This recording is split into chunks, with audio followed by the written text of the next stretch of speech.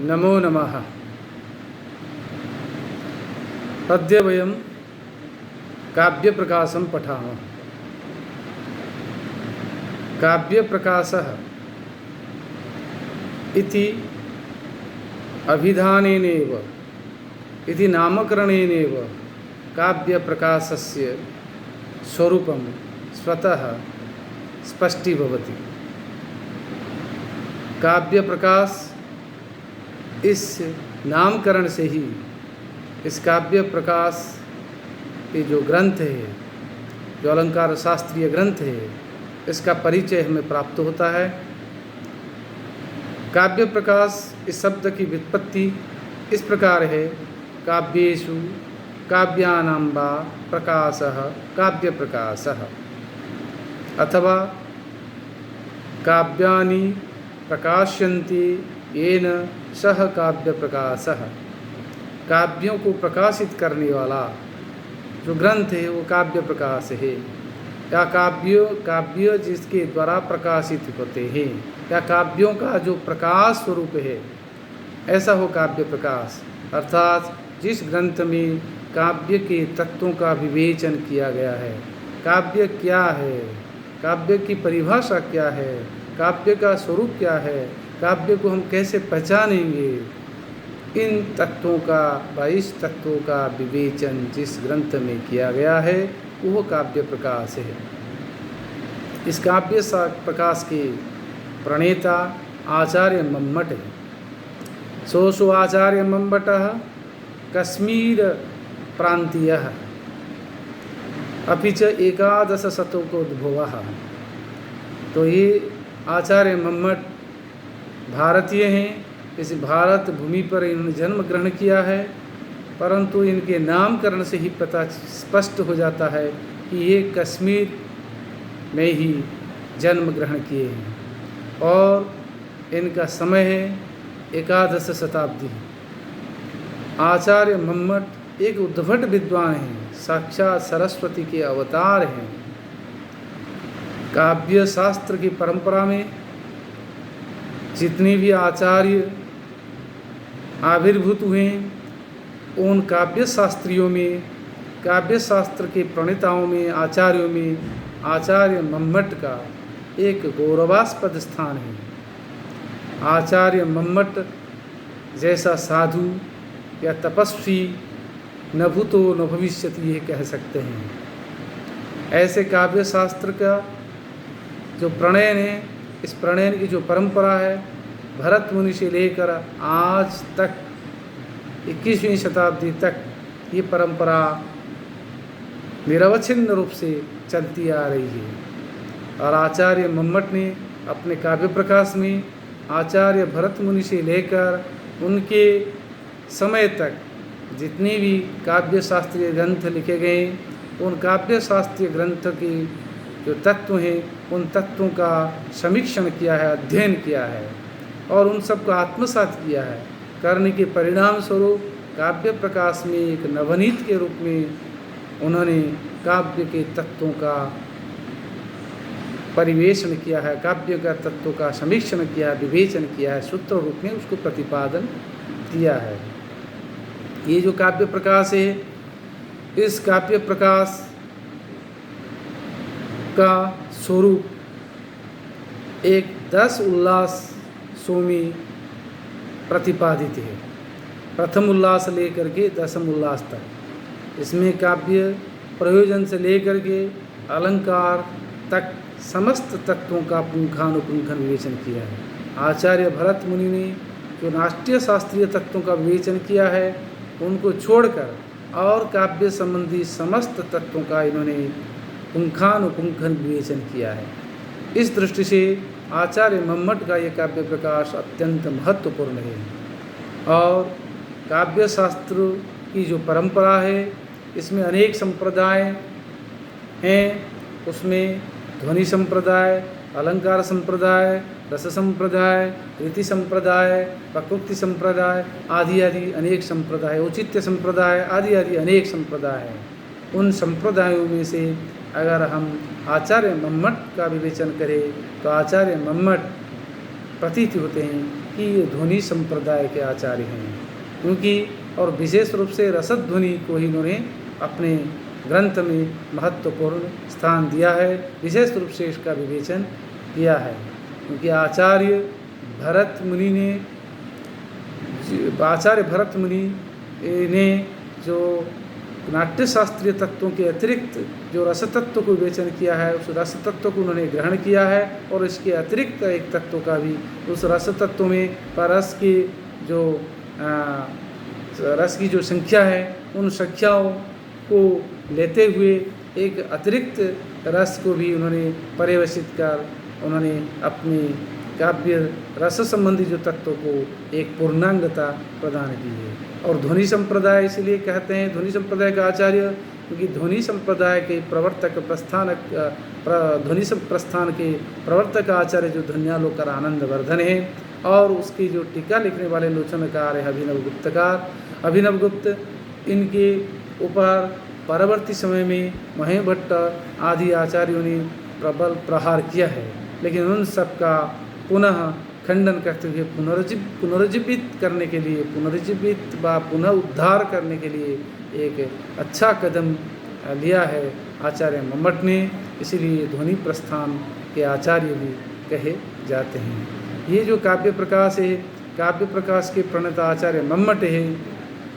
इन मम्मट का जो काव्य तत्व संबंधी विवेचन अत्यंत महत्वपूर्ण होने के कारण इसको भारत की प्रायः समस्त विश्वविद्यालयों के स्नातकोत्तर कक्षाओं में पाठ्यक्रम में इसको निर्धारित किया गया है। इस दृष्टि से काव्य प्रकाश की अत्यंत महनीय भूमिका है, और इसका जो गूढ़ रहस्य है, इसका विवेक अध्ययन समीक्षण होना अत्यंत आवश्यक है। सबसे पहले हम प्रथम उल्लास में उस मंगलाचरण का विधान करना चाहेंगे जो कि आचार्य मम्मट ने प्रतिपादन किया है। और ऐसे भी मंगलाचरण के विधान की जो परंपरा, यह हमारी प्राचीन परंपरा है, हमारी संस्कृति की अस्मिता है। कोई भी किसी भी प्रकार कार्य को जब हम प्रारंभ करने जाते हैं तब मंगलाचरण का विधान करते हैं। ये मंगलाचरण विधानम त्रिविधम भवति, आशीर्वादात्मक, नमस्कारात्मकम और वस्तु निर्देशात्मकम च। आशीर नमस्क्रिया वस्तु निर्देश वापित मुखम, ऐसा सूत्र निर्माण किया है हमारे आचार्यों ने। तो आशीर्वादात्मकम, नमस्कारात्मकम, मंगलाचरणात्मकम त्रिविधम मंगलाचरणं विधीयते ग्रंथादौ ग्रंथमध्ये ग्रंथान्ते च तस्य ग्रंथस्य निर्विघ्न परिसमाप्ति कामनया ग्रंथकारेण क्रियते इति कवि प्रसिद्धि इति प्राच्य परंपरा। तत्परंपरामनुसृत्य आचार्य मम्मटेनापि अत्र काव्य प्रकाश ग्रंथस्य प्रारंभे, इस काव्य प्रकाश ग्रंथ के प्रारंभ में मंगलाचरण का विधान किया है। तो मंगलाचरण तदिदम नमस्कारात्मकम भवति, ये नमस्कारात्मक मंगलाचरण का विधान किया है। और इष्ट देवता हैं माँ सरस्वती, ये काव्य का विवेचन करने जा रहे हैं, काव्य संबंधी तत्वों का विवेचन करना जा रहे हैं। काव्य रूपी माँ सरस्वती, क्योंकि शब्दार्थ स्वरूपा ही माँ सरस्वती, इससे शब्द और अर्थ रूप जो काव्य से माँ भारती, माँ सरस्वती अभिन्न है, इसलिए वो इष्ट देव है।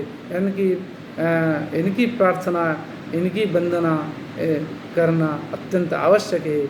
इस तत्व को हृदयंगम करते हुए आचार्य मम्मट ने सबसे पहले माँ सरस्वती का ही वंदन करते हैं।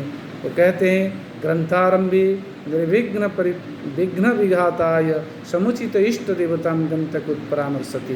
ग्रंथकृत माने ग्रंथकार आचार्य मम्मट ग्रंथ के प्रारंभ में विघ्न के विनाश के लिए, विघ्न का विनाश किस रूप में, ना इस ग्रंथ के निर्विघ्न रूप से समाप्ति हो जाए, तथा इस ग्रंथ को अध्ययन करने वाले, समीक्षण करने वाले, पठन करने वाले, मनन करने वाले, चिंतन करने वाले सभी का मंगल हो, इस कामना से, वो उद्देश्य से समुचित इष्ट देवता अर्थात काव्य तत्व रूपी माँ सरस्वती है, इष्ट देव है, इसलिए उन्हीं का ही परामर्श कर रहे हैं व उनका नमन कर रहे हैं, उनका प्रणाम नमन कर रहे हैं। इस प्रकार करते हुए मंगलाचरण जो विधान कर रहे हैं वो मंगलाचरण माँ सरस्वती का इस प्रकार है। नियतिकृता नियमरहितां लादेकमयी मनन्य परतंत्रां नवरस रुचिराम निर्मिति माददति भारती कवि कवीर जयति। बोले कवेः निर्मिति माददति भारती जयति। कवि की जो निर्मिति, कवि की जो रचना है, कवि मीन्स कवयः क्रांत द्रष्टारः, कवि क्रांत दृष्टा होते हैं। कबीर मनीषी, कवि मनीषी भी हैं और स्वयंभू है। कवि अपारे कवि संसारे कबीर एक प्रजापति ही। इस न्याय से क्योंकि कवि एक अनन्य सृष्टि के रचनाकार है, उसकी जो सृष्टि है उस सृष्टि को आदधति धारण करती हुई आसमंता दधति आ उपसर्ग पूर्वक धा धातु से शत्रु प्रत्यय स्त्रीलिंग में आदधति धारण करती हुई ये भारती अर्थात काव्य स्वरूपा काव्यमयी शब्द मूर्ति शब्दार्थ मूर्ति स्वरूपा माँ सरस्वती क्या करे जयति अर्थात जयति इत्यस्य अत्यनेन नमस्कार आक्षिप्यते व प्रणाम क्रियते है तस्यै व माँ सरस्वती को प्रणाम है नमस्कार है ये कहने का आशय है। तो ये कीदृशी निमृति कवेः निर्मिति कीदृशी एतदर्थं तत्र विशेषण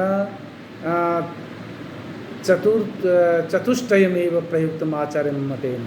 ये कहने के लिए कवि की निर्मिति कैसी है इसको प्रतिपादन करने के लिए उन्होंने 4 विशेषणों का प्रयोग किया है कवि की निर्मिति के लिए। वो विशेषण इस विशेष की कवि निर्मिति की विशेषताओं को बताने वाले हैं। क्या है 4 विशेषण? नियतिकृत नियम रहिता, दूसरा है लादेकमयीम, तीसरा है अनन्य परतंत्राम, चौथा है नवरस रुचिराम। एतादृशी निर्मिति नादरती कविर भारती जयति। ऐसी रचना को धारण करने वाली माँ सरस्वती जो कवि की वाणी है वो उनका जय हो। तो कवि की रचना इस प्रकार है, कैसी है न प्रकृति की नियति की जो सृष्टि है उससे बिल्कुल विलक्षण है कवि की सृष्टि। इसकी वृत्ति में वो कहते हैं नियति शक्तिया नियति रूपा सुख दुख मोह स्वभावा परमान्वादि उपादान कर्म उपादान कर्माणि सहकारी कारण परतंत्रा कर्मादि और षड्रसा न च हृदयेव तहि तादृशी ब्रह्मण निर्मिति निर्माणम अतद विलक्षणा तो कवि वांग निर्मिति एव अतएव जयति। इसलिए इनका जय हो। इत्यर्थेन च प्रणतः नमस्कारः क्षिप्यते इति तां प्रति अस्मि प्रणतः इति लभ्यते।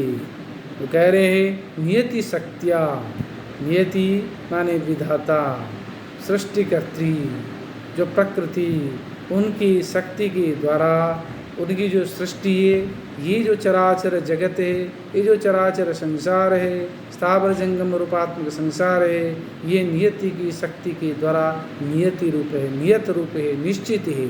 अर्थात सूर्य अगर पूर्व दिशा में उदय होना है उदय होंगे हैं, तो ग्रीष्म के बाद वर्षा, वर्षा के बाद शरद, इस प्रकार ऋतु का चक्र परिवर्तित होना है चलेगा। रविवार के बाद सोमवार आना है ये नियम है। दिन के बाद रात, रात के बाद फिर सुबह ये होना है, ये प्रकृति का नियम है। इस नियम को कोई परिवर्तन नहीं करता। जिसने जन्म लिया है उसकी मृत्यु निश्चित है और इस जन्म होने के पश्चात पहले शैशव, फिर यौवन, फिर वार्धक्य, फिर मृत्यु। इस प्रकार जो नियम है इस नियम के अंदर चलना पड़ेगा। ये नियम से बंधी हुई ये सृष्टि है। और सुख मोह, सुख दुख मोह स्वभावा, ये जो प्रकृति की विधाता की नियति की जो सृष्टि है सुख और दुख मोह से स्वभाव से युक्त है। इसमें सुख है दुख है क्योंकि द्वंद्व नामक संसार है। ये संसार में सुख भी है दुख भी है दिन भी है रात भी है मोह आसक्ति आदि आदि तत्व इसमें समाहित है। और परमाणु आदि उपादान कर्मादि सहकारी कारण परतंत्र, जैसे कि न्याय दर्शन में कहा गया है कि किसी भी कार्य के प्रति 3 प्रकार के कारण होते, उपादान कारण और उपादान समवायी कारण, असमवायी कारण, निमित्त कारण। इस प्रकार समवायी असमवायी निमित्त आदि कारणों से युक्त है कौन? ये विधाता की सृष्टि।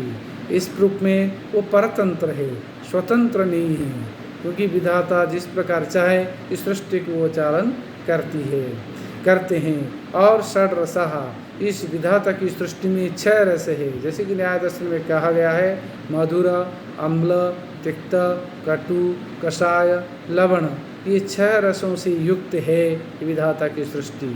और न च हृदया एव, और ये विधाता की सृष्टि हृदया नहीं है। हाँ, हृदय माने हृदय योग्य नहीं है। ठीक है, तटस्थ रूप में संसार में आए हैं, इस संसार की लीला को वहन करके चलना पड़ेगा। पूर्ण रूप से हम इसको हृदयग्राही व हृदय को स्पर्श करने वाली ये सृष्टि नहीं है, क्योंकि इसमें दुख, सुख और पीड़ा, कष्ट, यंत्रणा, अनेक प्रकार के तत्व समाहित है। तादृशी ब्रह्मण निमिति, उस प्रकार की विधाता की ये सृष्टि है। परंतु कवि की सृष्टि कैसा, न एतद विलक्षणा तो कवि बांग निर्मिति, कवि की जो बांग निर्मिति, कवि की जो सृष्टि रचना, काव्य स्वरूप रचना, वो इससे विलक्षण है। अतएव जयति, इसलिए जय।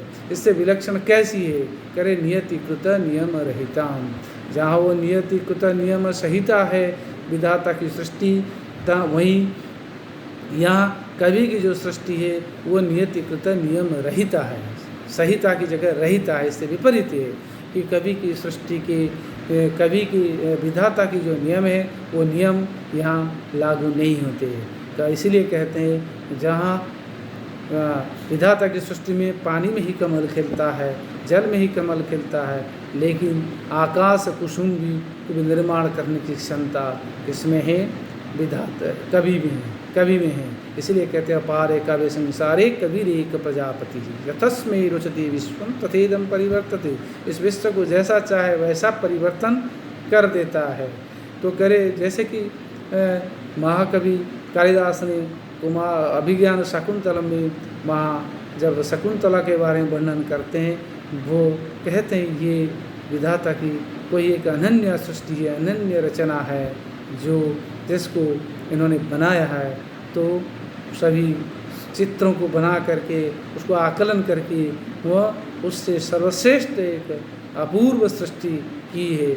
इसको इस शकुंतला रूपी एक नारी को निर्माण किया है। ये कवि का वैचित्र है, कवि की विचित्रता है, उनकी स्वयं प्रभुता है, उसकी स्वतः कवित्व प्रातिभ्य है, जो इस प्रकार वर्णन करने में वो दक्ष है, निपुण है, उसके अंदर ये क्षमता भरी हुई रहती है। इसीलिए वो कह रहे नियति शक्त्या नियति रूपा नहीं है, ये अनियत रूपा है, ये नियम से बाहर है। और दूसरी बात है, दूसरा जो विशेषण है ह्लादेकमयी, ह्लादेकमयी है कवि की निर्मिति, क्योंकि ये ह्लाद माने आनंद प्रदायिनी, क्योंकि सुख और दुख से ऊपर उठ करके कवि की सृष्टि है। इसमें न सुख का अनुभव होता न दुख का अनुभव होता, सुख दुख से परे जो परमानंद की प्राप्ति होती, जो कि ये काव्य के प्रयोजन में बताएंगे। काव्य का जो मूल उद्देश्य है वह है परमानंद प्राप्ति, रसास्वादन। रसास्वादन को यहाँ काव्य शास्त्रों में ब्रह्मास्वाद सोहदर कहा गया है, ब्रह्म साक्षात्कार के स्वरूप में कहा गया है, जो कि हमारे धर्म अर्थ काम मोक्ष में पुरुषार्थ चतुष्टय में अंतिम जो त्रिवर्ग साधन धर्म अर्थ काम है और साध्य जो है मोक्ष, उस मोक्ष को प्राप्त कराने वाला तत्व है काव्य है, क्योंकि वह परमानंद को प्राप्त कराता है। ब्रह्म साक्षात्कार कराने में इसमें वो ताकत, उसमें वो शक्ति निहित है। इसलिए कह रहे हैं ह्लादेकमयी, जहाँ केवल आनंद ही आनंद की अनुभूति होती है, यहाँ दुख सुख का स्थान ही नहीं है। और अनन्य परतंत्रा, न अन्य परतंत्रा, अनन्य परतंत्रा, पराधीन नहीं है, कभी किसी के अधीन में नहीं है, किसी के बस में नहीं है। वो जैसा चाहे वैसे सृष्टि को निर्माण कर सकता है, अपने काव्य में वो उसको रूप दे सकता है।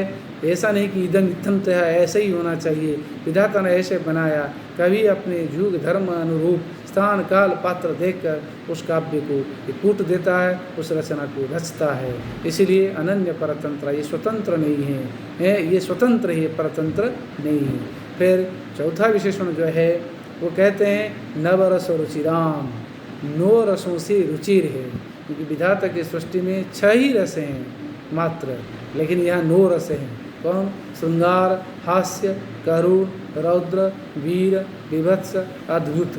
ये जो 8 रस तो है भरत मुनि ने प्रतिपादन किया है। इसके अतिरिक्त निर्वेद स्थायी भावस्ति शांतोपि नवम रस, ऐसा कहकर शांत नामक नवें रस को भी समाहित किया आचार्य मम्मट ने, जो कि रस तत्व को जो विवेचन करेंगे तृतीय उल्लास में, तब वह रस की संख्या निरूपण में बताएंगे, उसको यहाँ इंगित कर रहे हैं। इन 9 रसों से जो अत्यंत रुचिर है, हृदयग्राही है, जो कि सहृदय सामाजिक हृदय को स्पर्श करने वाली ऐसी कवि की सृष्टि है, रचना है, इस निर्मित को धारण करने वाली है माँ सरस्वती का जय हो, अतः माँ सरस्वती को मेरा प्रणाम है। इस प्रकार यह मंगलाचरण का विधान करते हुए आगे बढ़ते हैं।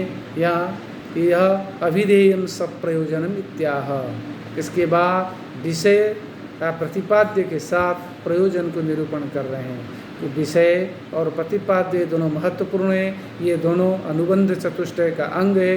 अनुबंध चतुष्टय जैसे कि दर्शन शास्त्रों में क्या है कहा गया है, अधिकारी विषय संबंध प्रयोजनम च, इसी 4 जो अनुबंध है तो अनुबंधों का ज्ञान होना चाहिए, क्योंकि इसके बिना उस ग्रंथ में पढ़ने में उसको मनन करने में, चिंतन करने में, समीक्षण करने में किसी का मन आगे प्रवर्तित नहीं होगा। इसलिए कहा गया है प्रयोजनम अनुद्दिश्य न मंदोपि प्रवर्तते।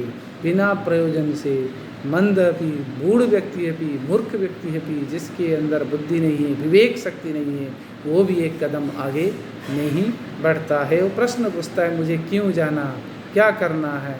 तो इस प्रकार जो प्रयोजन है, प्रयोजन का ज्ञान होना जरूरी है। इसलिए सभी के मन में ये प्रश्न या जिज्ञासा, ये शंका उठना स्वाभाविक है कि इस काव्य प्रकाश का नामक जो ग्रंथ को या काव्य को हम क्यों पढ़ेंगे, काव्य तत्व का विवेचन क्यों करेंगे, हैं काव्य ग्रंथ, काव्य शास्त्रीय इस लक्षण ग्रंथों को क्यों पढ़ेंगे ना। उसको पढ़ने के पीछे हैं जो काव्य का प्रयोजन है, वही इस ग्रंथ का भी प्रयोजन है। इसलिए यहाँ प्रतिपाद्य के साथ विषय अर्थात प्रतिपाद्य के साथ अभिधेय के साथ प्रयोजन का निरूपण करते हुए कह रहे हैं काव्यम। काव्यम मीन्स यहाँ प्रतिपाद्य है, अभिधेय है। उस काव्य को, अभिधेय को प्रतिपाद्य क्यों पढ़ेंगे, उसका प्रयोजन ये 6 प्रयोजन बता रहे। प्रयोजन षट्कम, 1 नहीं 6 प्रयोजन बता रहे। 6 प्रयोजन अत्यंत महत्वपूर्ण है। वो करे काव्यम यशसे अर्थकृते व्यवहार विदे शिवे तरक्षते साध्य परनिवृते कांता संमिततयोपदेश युजे। करे काव्यम, काव्यस्य पठनम व काव्यस्य प्रणयनम, काव्यस्य संरचनम किमर्थम करणीयम नैतदर्थम करणीयम कि काव्यम यशसे। पुनः काव्यम अर्थकृते, काव्यम व्यवहार विदे, काव्यम शिवेत रक्षते, काव्यम सद्य परनिवृते, काव्यम कांता संविततय उपदेश विजे च करणीयम रचनीयम विरचनीयम पठनीयम मननीयम चिंतनीयम सम्यक समीक्षणीयम इति अस्य अभिप्राय। वगैरह काव्य को पढ़ना, काव्य को रचना, काव्य में प्रवृत्त होना, इसीलिए प्रवृत्त होना पड़ता है। काव्य के इसलिए प्रणयन किया जाता है कि काव्य का सबसे पहला प्रयोजन है यशसे, यश प्राप्ति करने के लिए, कीर्ति प्राप्ति करने के लिए। इसीलिए कहा गया कालिदासादिनम इव यशः। वहीं वृत्ति में कहते कालिदासादिनाम इव यशः। कालिदास आदियों को, महाकवियों को जैसे यश मिला है, कीर्ति मिला है। कालिदास आज नहीं है, अमर हो गए। कहते हैं पुरा कवीनाम गणना प्रसंगे कनिष्ठिकाधिष्ठित कालिदास अद्यापि तत्तुल्य कबीरभावा तनाम विकासार्थवती बभूव। ये जो कहा गया है कालिदास को जो यश मिला है आज अनन्य है कि कनिष्ठिका के बाद और दूसरा किसी कवि का नाम गणन करने के लिए नाम आया ही नहीं। इसलिए कनिष्ठिका में ही कालिदास का नाम रह गया और इसीलिए दूसरी जो अंगुली अनामिका रह गई। इससे प्रसिद्ध जो प्रतिष्ठा, कालिदास की जो प्रतिष्ठा मिली हुई है उनकी काव्य रचना से ही, जो उन्होंने 7 रचनाएं लिखी है, 3 दृश्य काव्य और 4 श्रव्य काव्य, 2 महाकाव्य और 2 खंड काव्य, 4 और 3 दृश्य काव्य है। इन 7 काव्यों को रचना करके आज अमर हो गए महाकवि कालिदास। इनको जो यश मिला, कीर्ति मिली, तो किस लिए इस काव्य को प्रणयन करने से ही मिला है। तो इसलिए काव्य को प्रणयन करने वाले जो कवि को यश प्राप्त होता है। और अर्थकृते। काव्य का प्रणयन करने पर क्या मिलता है?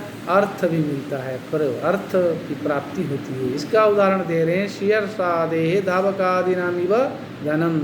शीहर्ष नामक जो राजा है, तो राजा के नाम पर धावक नामक कवि ने क्या किया था? काव्य प्रणयन करके शीहर्ष से मोह मांगा, पर्याप्त मात्रा में धन प्राप्त किया था।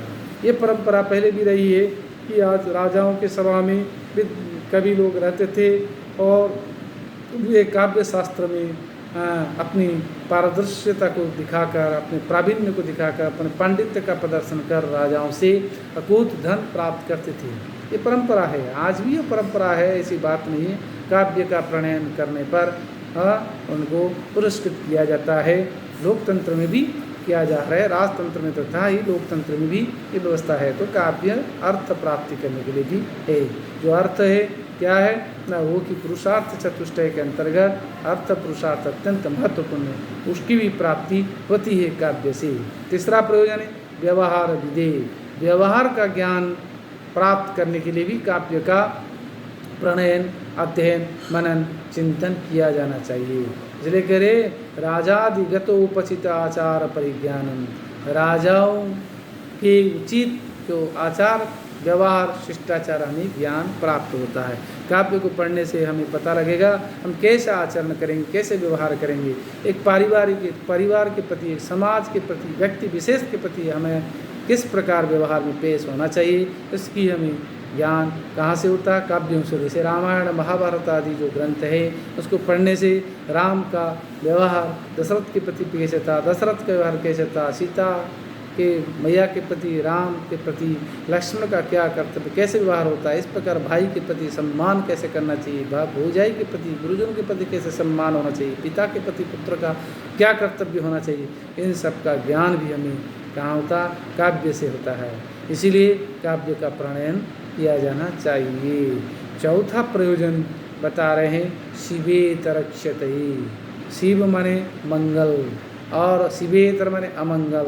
अमंगल की विनाश करने के लिए भी काव्य का प्रणयन अध्ययन किया जाना चाहिए।